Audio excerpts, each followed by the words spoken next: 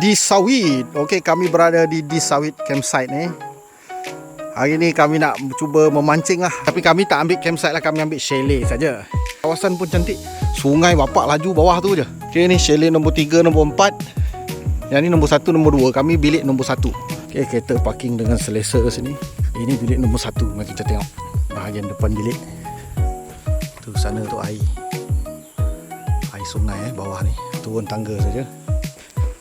Masuk bilik. Assalamualaikum. Ini pintu belakang. Okay, ada 2 katil, ada tilam bawah tu. Ini ada jamban, bagus. Jamban cangkung. Ada shower, semua siap. Okay, ada kipas. Ada extension, ada sejadah. Ada wallpaper. Ada pandak koba. Welcome. Bak sungai dia berarus laju tu. Harap-harap tak hujan lah. Kalau nak pergi campsite yang besar punya, seberang jalan tu. Tapi jalan dia jauh, ikut jalan jauh. Kami akan undi siapa yang akan dapat katil lah. Okay, mari sini. Siapa yang ganjil dia dapat katil. Lat tali lat laili tamplom. Oh, dapat katil. Pandak kobar dapat katil. Okay, seterusnya. Lat tali lat laili tamplom. Haikal dapat katil. Haikal dapat.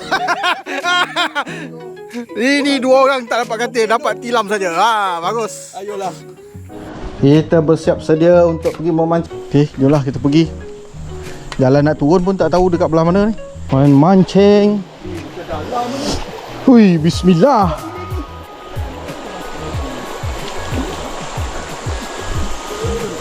Hui, situ boleh mancing dulu weh. Siapa tak nak kas situ?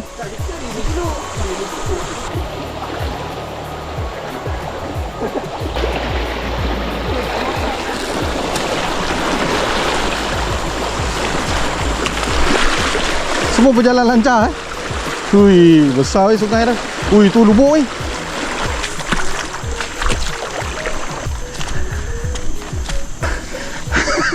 ikat seluar londeh kan. Okey, mari kita cari kat mana bilik kita punya CO. Dia akan ceritakan kat mana lubuk. Banyak tapak camping kosong lah, cantik tapi hari ni hari Jumaat. Hari Sabtu nanti tak tahu lah. Tengok lubuk.